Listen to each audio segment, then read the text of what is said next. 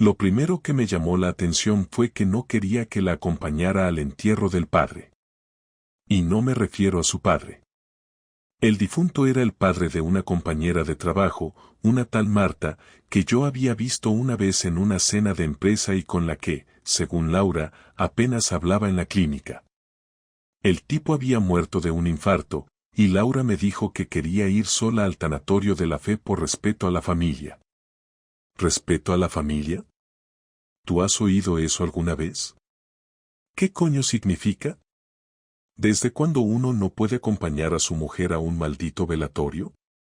Lo pregunté con calma. Sin acusar.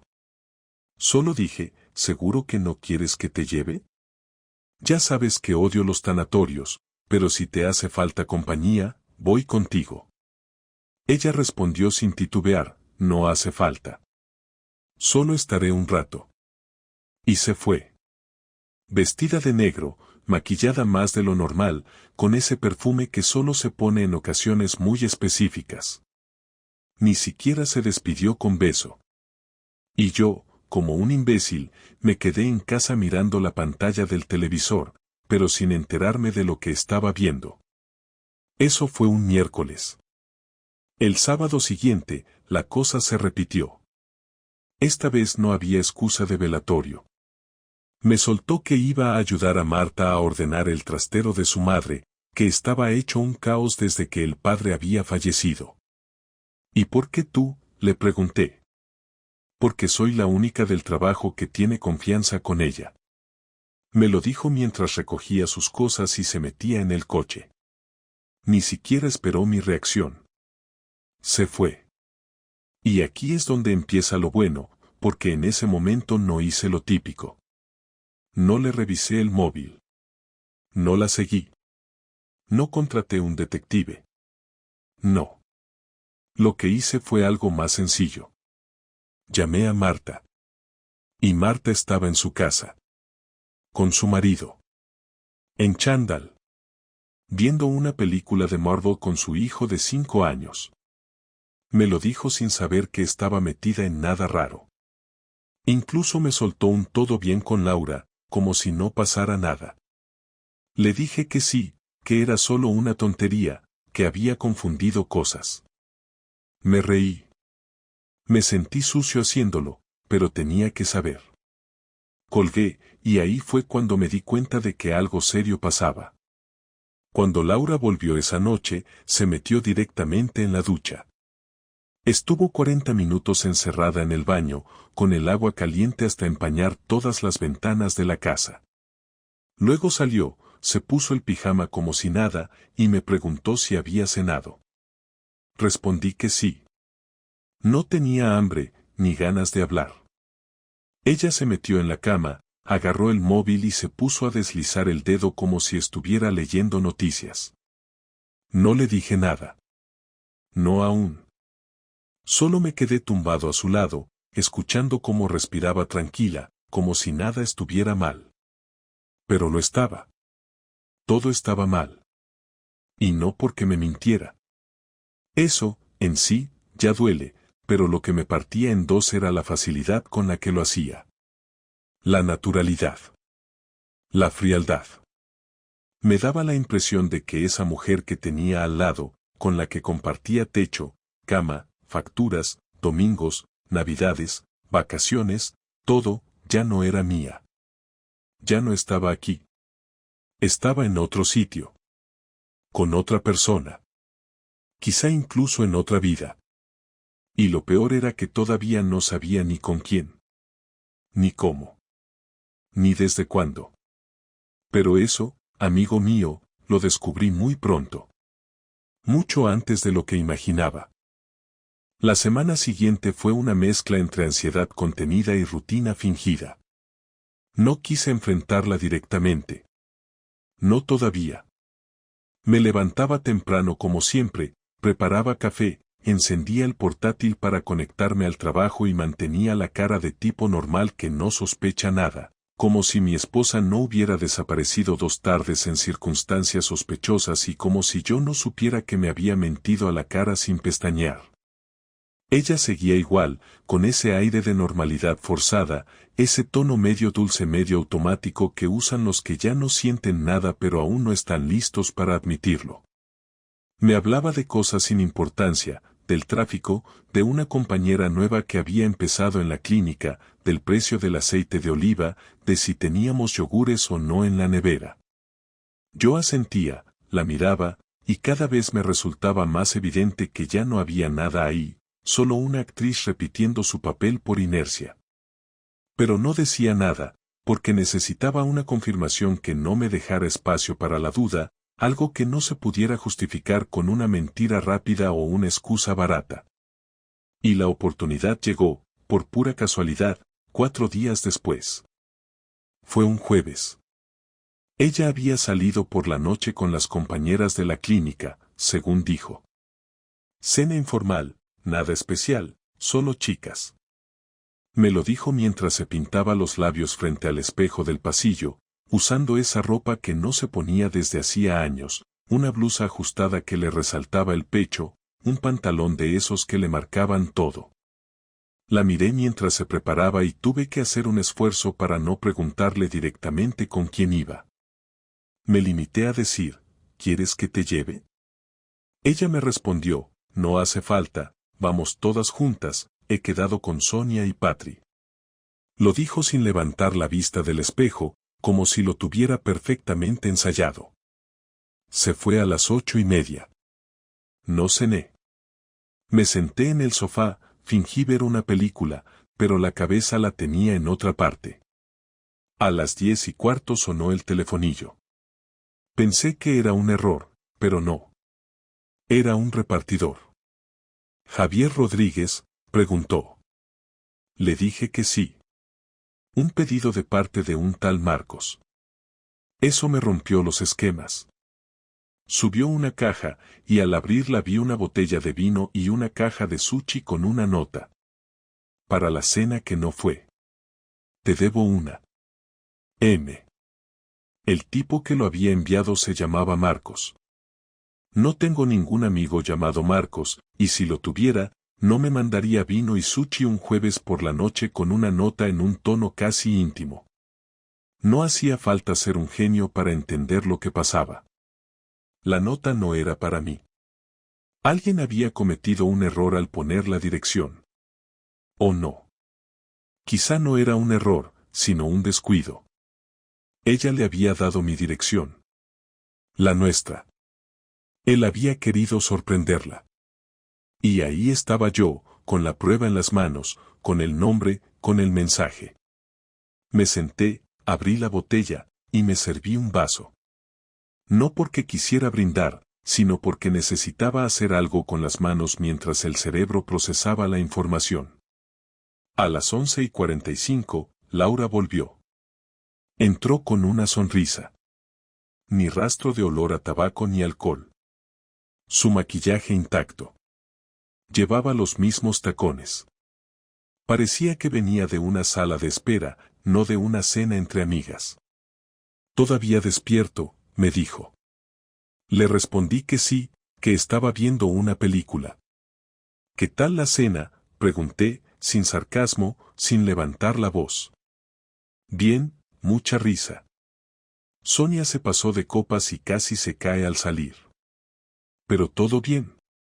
Hablaba como si nada.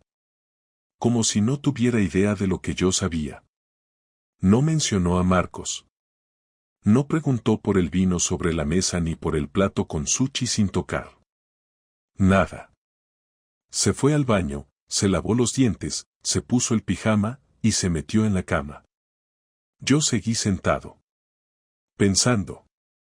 Repasando cada palabra que había dicho desde hacía semanas. Cada salida. Cada ausencia. Al día siguiente, lo primero que hice fue buscar a Marcos. No fue difícil. Usé la dirección de la empresa de mensajería del pedido. Llamé fingiendo ser el destinatario confundido y les pedí el remitente por motivos de seguridad. La chica del teléfono me dijo, claro, señor Rodríguez. Lo envió Marcos Esteban Cano, desde la calle Cirilo Amorós, número 18, segundo B. Le di las gracias, colgué, y busqué la dirección en Google Maps. Un bloque de pisos, cerca del centro, a 20 minutos de nuestra casa. Luego busqué su nombre en redes. Apareció.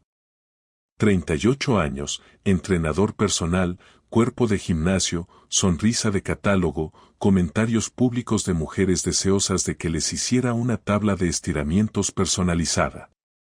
Y ahí, entre los seguidores, estaba mi mujer. No me sorprendió. Era casi lógico. Entré a su perfil, lo revisé entero. Comentarios de ella en sus fotos. Me gustas. Una historia destacada con un video en el que ella se reía de fondo mientras él hacía abdominales. Todo encajaba. Volví al salón, me senté, y supe que ya no necesitaba más pruebas. No necesitaba atraparla en el acto ni leer mensajes ocultos. Ya estaba todo claro. Tenía el nombre, la dirección, el rostro, la voz, el contexto. Todo estaba ahí. Mi mujer estaba teniendo algo con otro. Lo había planeado bien. Había escondido las pistas, se había inventado excusas, había usado nombres conocidos como cortinas de humo. Pero se le había escapado un detalle, el tipo se confundió al mandar un regalo. Un solo error bastó. Esa noche no dormí. Fingí. Me metí en la cama a su lado, apagué la luz, y me quedé mirando al techo mientras ella roncaba suavemente. Me pregunté muchas cosas. ¿Qué buscaba en él? ¿Desde cuándo? ¿Qué decía de mí cuando no estaba? Si lo hacía en nuestra cama o en la de él. Si había habido otros. Si aún me quería. Si alguna vez me quiso. Si yo también había sido el otro en su vida, desde el principio. Pero todas esas preguntas, por ahora, no tenían respuesta. Y sabía que no iba a encontrarlas en silencio. La siguiente vez que Laura hablara conmigo sobre una cena de chicas, las cosas no serían tan tranquilas. Y esta vez, iba a hablar yo. No fue planeado, pero el momento llegó solo. El sábado siguiente Laura se levantó temprano, vestida con ropa de gimnasio, esa camiseta ajustada con el logo de la clínica que casi no usaba y unas mallas negras nuevas. Llevaba el pelo recogido y un bolso pequeño que no era el suyo de siempre. Dijo que iba a ayudar a una paciente con ejercicios de rehabilitación, un favor personal porque la mujer no podía desplazarse. Me lo dijo mientras recogía su botella de agua y metía las llaves del coche en el bolso. Me limité a responderle que vale, aunque por dentro me hervía la sangre.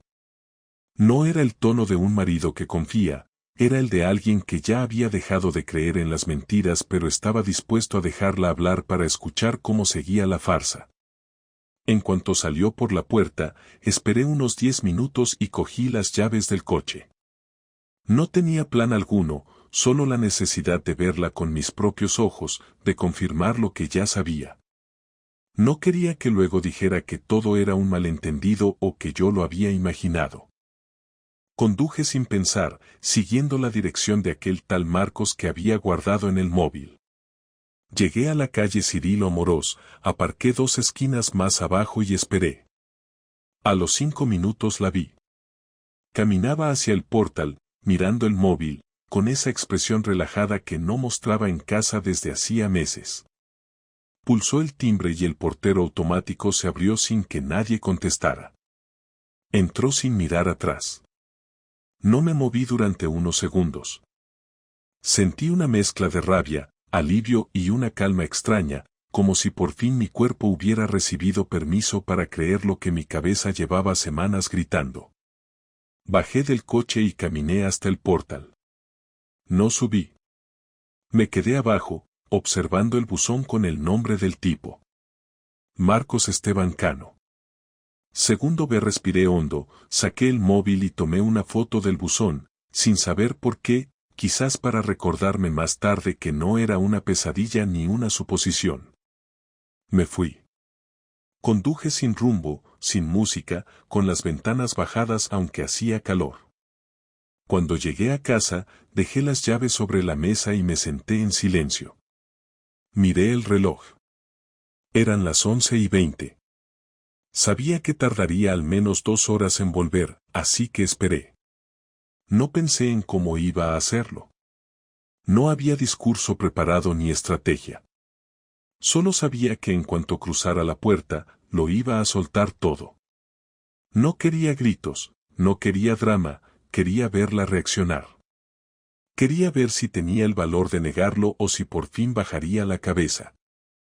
A las 2:45 la escuché subir las escaleras. Entró con una sonrisa cansada, dejando el bolso en la mesa, y me dijo que estaba reventada. Le contesté sin apartar la mirada del televisor apagado. ¿Te ha ido bien con la paciente? Ella dudó un segundo antes de responder, apenas perceptible, pero suficiente para mí.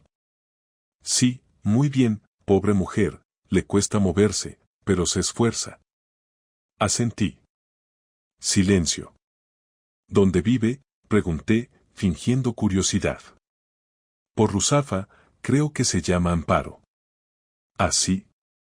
Porque yo he pasado por Cirilo Amorós y no he visto a ninguna anciana, solo a ti entrando en casa de un entrenador personal que se llama Marcos Esteban Cano. La miré fijamente. Ella palideció. No dijo nada durante varios segundos. No parpadeaba. Luego bajó la mirada, se pasó una mano por el pelo y murmuró, no tenías que haber ido. Esa frase me encendió. No porque reconociera lo evidente, sino por la forma. No dijo que no fuera verdad, no intentó negarlo. Dijo que no debía haber ido. Así que lo admites, dije, levantándome del sofá. ¿Desde cuándo? Ella se apoyó en la pared, como si de repente le pesara el cuerpo. No sé, unos meses. ¿Meses? ¿Y qué? ¿Te aburres de mí? ¿Te falta algo en casa? ¿Qué coño te pasa, Laura? Ella me miró con los ojos llenos de lágrimas pero sin soltar ninguna. No es eso, Javier. No lo entiendes.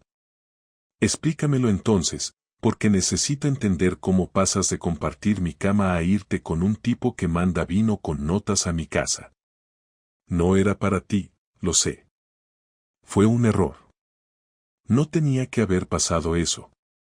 No, lo que no tenía que haber pasado es que te metieras en su cama. Ella se sentó, se tapó la cara con las manos y empezó a hablar entrecortado. No fue planeado. Me apunté al gimnasio por el dolor de espalda. Él era mi entrenador. Empezamos a hablar. Me hacía reír. No sé cómo pasó. Yo la interrumpí. Claro que sabes cómo pasó. Pasó porque lo quisiste. Porque lo buscaste. Nadie se tropieza con una infidelidad. No, Javier, no lo busqué. Pero tú ya no estabas. ¿Qué coño significa eso de que no estaba? Vivo aquí, pago las facturas, cocino, limpio, estoy en casa todo el día. ¿Qué quieres decir con que no estaba? Estás, pero no estás conmigo. Llevamos años viviendo como compañeros de piso. No hablamos.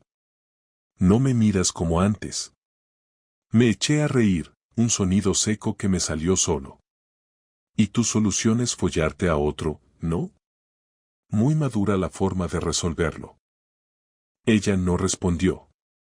Me miró en silencio, con esa mezcla de culpa y resignación que tienen los que ya han cruzado la línea y saben que no hay vuelta atrás.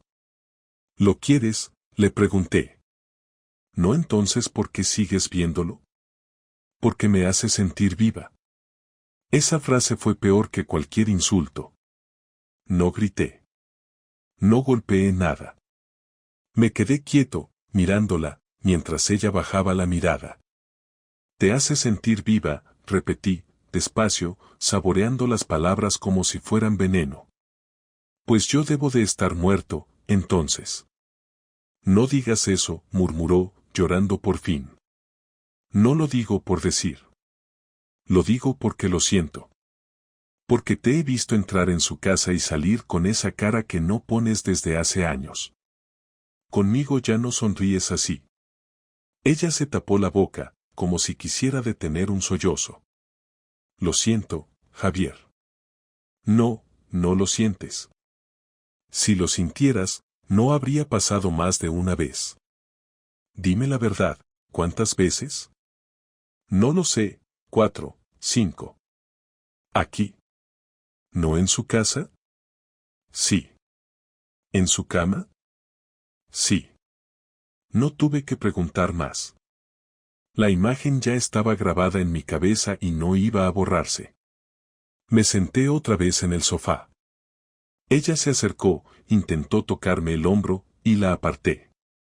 No te atrevas. Por favor. No me toques. Se quedó de pie, temblando. Pasaron unos segundos eternos antes de que dijera, ¿qué vas a hacer? No lo sé todavía. Si quieres me voy. No. No todavía.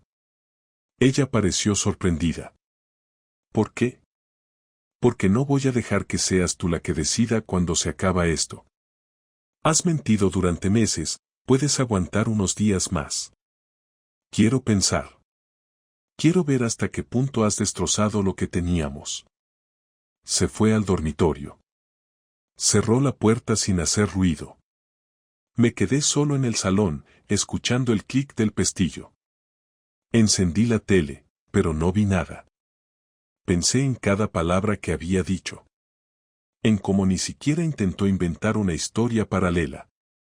En que, de alguna manera, parecía aliviada de que yo lo supiera.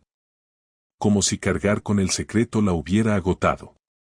Me di cuenta de que, en el fondo, ella ya había terminado conmigo antes de esa tarde. Su traición no empezó con el tipo del gimnasio, empezó el día que dejó de mirarme con ganas, cuando nuestras conversaciones se convirtieron en intercambio de frases vacías y nuestros besos en saludos mecánicos. Lo que pasó después solo fue la consecuencia lógica. Pero eso no la excusaba. No la hacía menos culpable. A medianoche, la puerta del dormitorio se abrió. Laura apareció en pijama, con los ojos hinchados. ¿Podemos hablar? Me encogí de hombros. Habla. Sé que no puedo pedirte perdón, pero quiero que sepas que no fue por odio. No quería hacerte daño. Pues lo has hecho. Lo sé. Solo quiero que me escuches. No busco justificarme. Solo entender que hemos hecho mal. Tú lo hiciste mal. No pluralices. Llevas razón. Pero quiero que sepas que no era feliz. No contigo, ni conmigo. Pensé que si encontraba algo de emoción fuera, podría volver a sentir lo que perdí, pero solo me he vaciado más. Eso no cambia nada. Lo sé, pero tenía que decírtelo. Se quedó callada un momento y luego me preguntó si pensaba perdonarla. No ahora, le dije. Ni sé si algún día. ¿Entonces qué hago? Dormir, si puedes. Ella asintió y volvió al dormitorio. La escuché cerrar la puerta otra vez. Yo no dormí. Pasé la noche entera pensando en cómo alguien puede destruir 12 años de confianza con tan poco esfuerzo. Y en cómo, a pesar de todo, seguía sin saber si quería que se marchara o que se quedara un poco más, solo para entender cómo habíamos llegado hasta allí.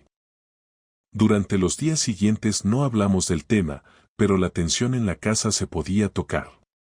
No hacía falta levantar la voz ni lanzar acusaciones porque todo estaba dicho, todo estaba admitido y, lo peor de todo, era que no parecía que ella estuviera arrepentida, no de verdad. Seguía comportándose como si lo que había hecho fuera una equivocación menor, como si pedir perdón y dormir en habitaciones separadas bastara para que las cosas se arreglaran por sí solas. Yo no podía ni mirarla, no porque sintiera odio, sino porque cada vez que lo hacía me venía la imagen de ella entrando en casa de ese imbécil, riéndose con él, desnudándose sin prisa, sin culpa, como si nunca hubiese tenido un anillo en la mano ni una casa compartida. Aún así, no tomé ninguna decisión inmediata porque me negaba a que ella fuera quien dictara el ritmo de mi propia vida. Yo iba a marcar los tiempos ahora, y no por rencor, sino por orgullo, porque si ya no tenía amor, al menos quería conservar algo de respeto por mí mismo.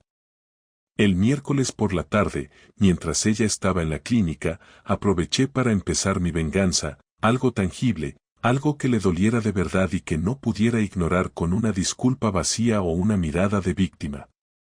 No soy un tipo impulsivo, así que lo primero que hice fue consultar con un abogado amigo de la familia, un tipo discreto que había llevado el divorcio de un primo y que sabía moverse sin hacer ruido. Le expliqué la situación con detalles concretos, sin dramatismos ni exageraciones. Me escuchó en silencio, tomando notas, y cuando terminé, me preguntó si tenía pruebas. Le mostré las fotos, la nota del vino, las capturas de los perfiles públicos, la grabación del portero automático de la finca donde vivía Marcos, que había descargado de una app de vigilancia comunitaria. Me dijo que era más que suficiente. Me explicó que, en un procedimiento de divorcio, si quería reducir o anular la pensión compensatoria, esa información me podía ayudar, especialmente si se demostraba una convivencia o una relación sostenida con otra persona. Me pidió unos días para preparar los papeles. Mientras tanto, yo seguí con mi plan. Cambié las claves de acceso a todas las cuentas bancarias que compartíamos, anulé su tarjeta secundaria y abrí una nueva cuenta a mi nombre donde transferí mi nómina. También cancelé la suscripción a las plataformas que usábamos en común. Lo hice sin avisar. No me interesaba explicarle nada. Quería que se diera cuenta, poco a poco, de que algo estaba pasando, de que ya no tenía el control de nada. Esa misma semana, me aseguré de recoger todos los documentos importantes del piso, escrituras, certificados, pasaportes, pólizas. Los guardé en una carpeta y los llevé a casa de mi hermano, donde también empecé a llevar ropa poco a poco. Cada día, un par de mudas, un par de libros, discos duros, cosas personales.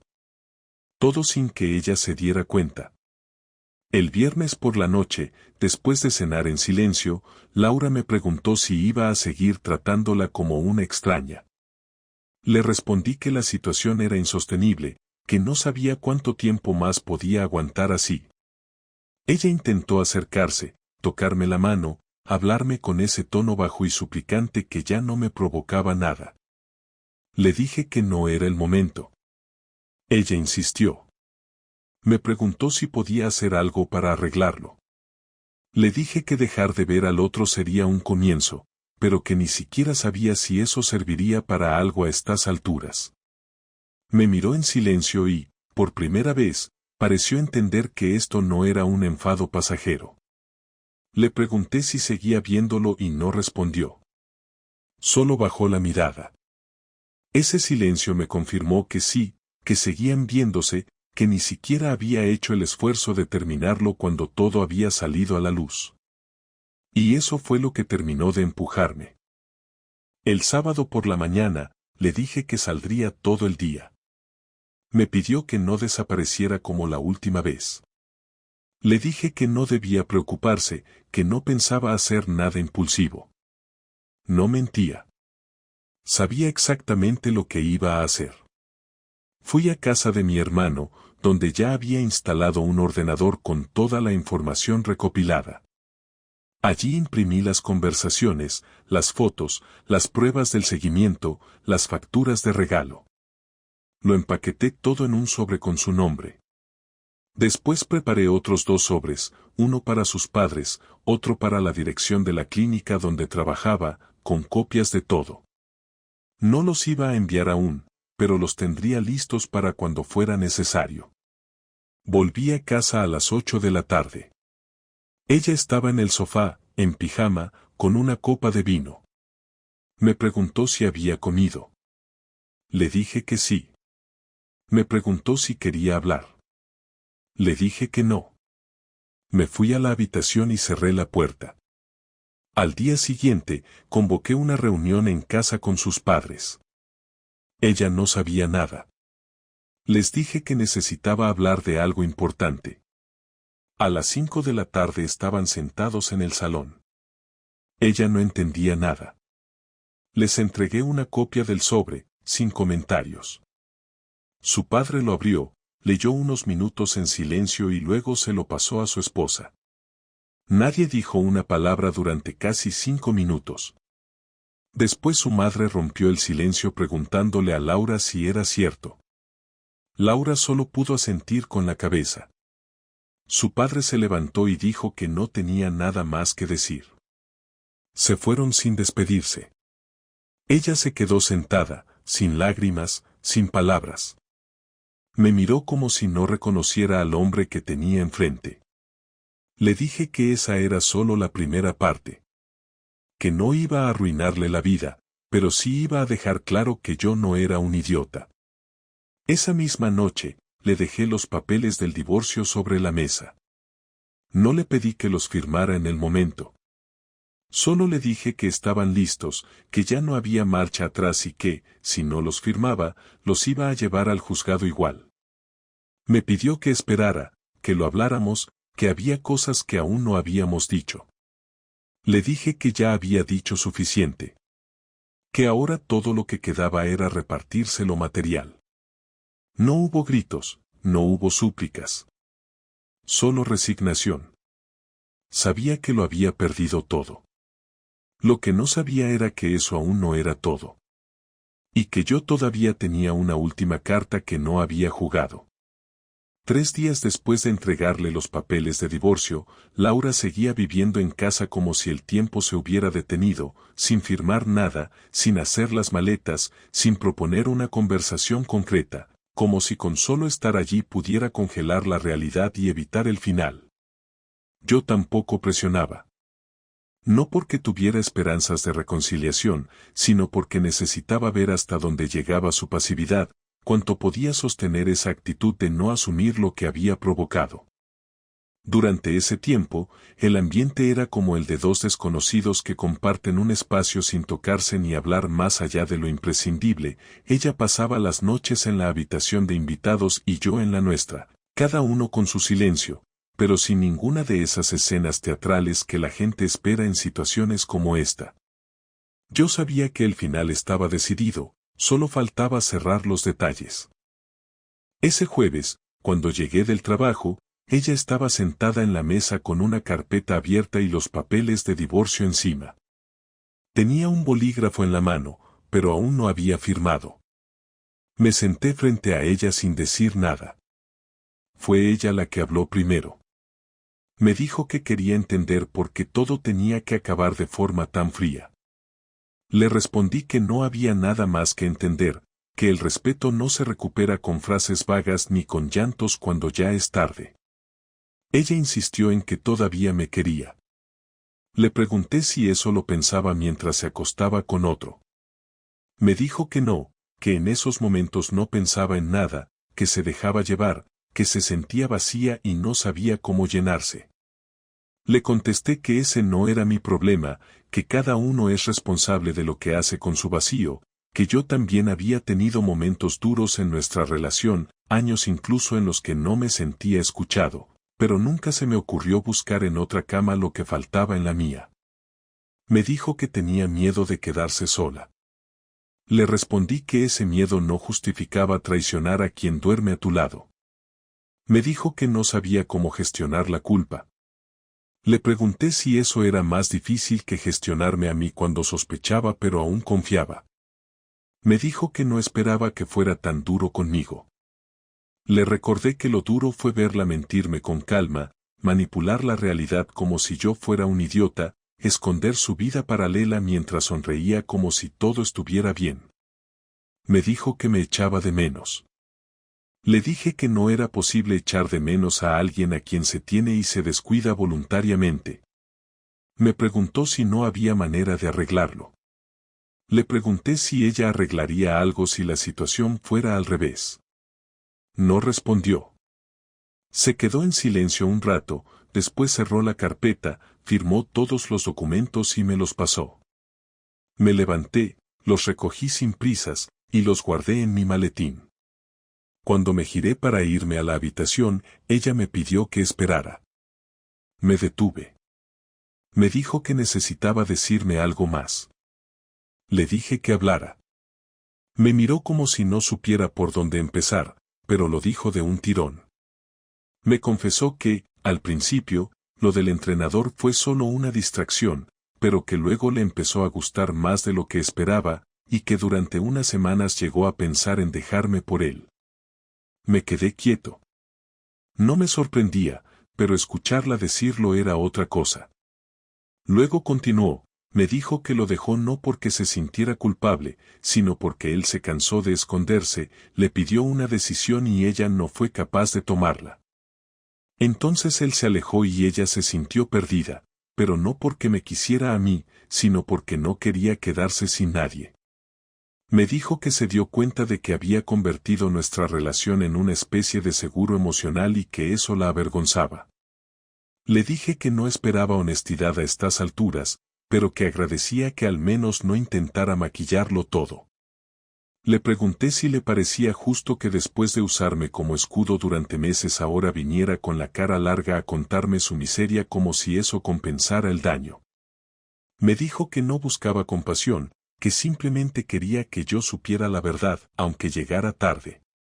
Le pregunté si pensaba que decir la verdad después de mentir tanto tiempo cambiaba algo.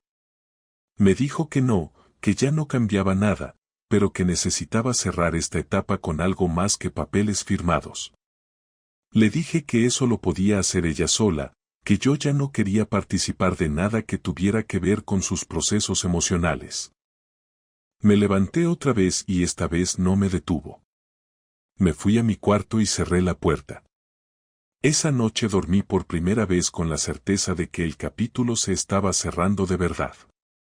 Al día siguiente, llevé los papeles al despacho del abogado y puse fecha para la entrega formal en el juzgado. Ese mismo fin de semana Laura hizo las maletas. No me preguntó si debía quedarse más tiempo ni me pidió ayuda. Solo fue guardando sus cosas con orden y sin decir nada. El domingo por la mañana, al salir por la puerta con 2 maletas y una mochila, me miró y me dijo que no sabía si volvería a enamorarse alguna vez. Le dije que eso ya no era asunto mío. Bajó las escaleras sin girarse. Cerré la puerta sin dudarlo. Esa misma tarde salí a caminar por el centro. No para distraerme ni para pensar, simplemente para salir del encierro emocional de los últimos días. Al volver a casa, el silencio ya no pesaba igual. Me senté en el sofá, encendí una serie cualquiera y me serví un café.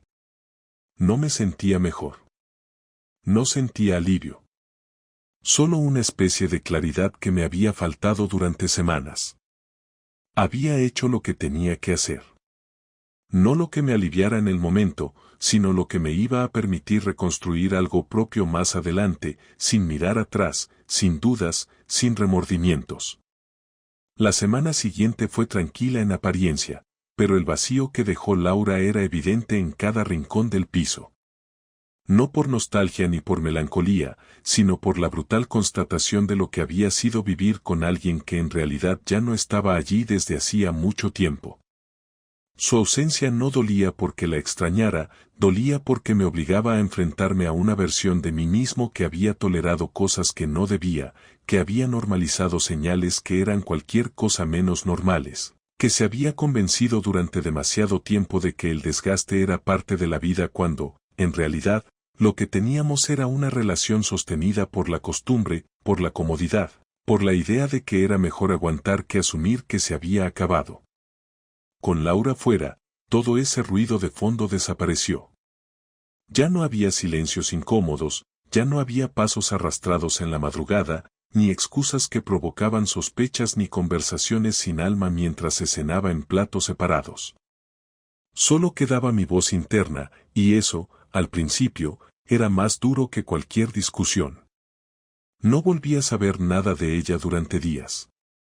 No me escribió, no me llamó, no intentó acercarse otra vez, lo cual agradecí. Entendí que había asumido la situación y que, por una vez, respetaba mis límites. Sin embargo, el proceso no terminaba ahí. El papeleo siguió su curso. Recibí la notificación de la fecha de ratificación del divorcio en el juzgado y me preparé para verla una última vez frente a un funcionario, cada uno con su copia del documento, declarando que el matrimonio no tenía salvación. No tenía miedo a ese momento. Tenía una especie de curiosidad por ver cómo se presentaba, si lo hacía segura o temblando, si se le notaba el desgaste o si mantenía la misma actitud contenida con la que firmó todo en casa. El día de la ratificación llegó y nos encontramos en la puerta del juzgado a las 9 de la mañana. Iba vestida de forma sencilla, sin maquillaje, con el pelo suelto.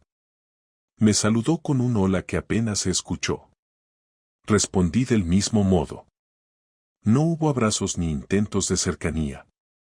Entramos, entregamos los papeles, firmamos ante el funcionario y salimos sin decir una palabra más. Ya en la calle, me pidió 5 minutos para hablar. Dudé, pero accedí. Caminamos hasta una cafetería a la vuelta de la esquina. Pedimos un café cada uno. No había más clientes, así que nos sentamos en una mesa cerca de la ventana. Ella fue directa. Me dijo que había estado en terapia desde que se fue del piso, que estaba intentando entender por qué lo había hecho, por qué había dejado que todo se fuera a la mierda sin pelearlo. Le dije que eso era cosa suya, que a mí no me debía explicaciones. Me respondió que no quería justificar nada, solo cerrar bien. Me dijo que no sabía si en algún momento volvería a confiar en alguien, que lo que había hecho con nosotros la había cambiado más de lo que pensaba. Le dije que eso era consecuencia lógica de sus actos, que a veces no hay redención, solo consecuencias. Después me preguntó si yo pensaba rehacer mi vida. Le respondí que no lo sabía, que no estaba pensando en eso. Me dijo que esperaba que encontrara a alguien mejor, alguien que me valorara de verdad. Le respondí que no buscaba a nadie, que por ahora lo único que quería era paz. Me miró durante unos segundos y luego bajó la mirada. Me dijo que, a pesar de todo, no me había dejado de querer, pero que no había sabido cuidarlo. Le dije que eso era lo más honesto que me había dicho en años. Terminamos el café, pagamos cada uno lo suyo, y nos despedimos con un apretón de manos que fue lo más simbólico de toda nuestra historia. No hubo drama. No hubo lágrimas. Solo 2 personas que por fin aceptaban que lo suyo no daba más. Volví a casa caminando. Al llegar, abrí las ventanas, hice una limpieza general y tiré todo lo que me recordaba a ella, no por despecho sino por necesidad. Dejé el piso como si lo acabara de estrenar. Cambié las sábanas, los cojines del sofá, incluso los platos. Sentía que cada objeto que había compartido con ella era una extensión de la mentira que habíamos vivido. No quería conservar nada. Esa misma tarde, escribí un correo al casero y le comuniqué que pensaba dejar el piso en un mes. No tenía prisa por mudarme, pero necesitaba cerrar el ciclo con algo práctico, con una acción definitiva. Esa casa ya no me pertenecía emocionalmente. Durante los días siguientes retomé mi rutina sin sobresaltos.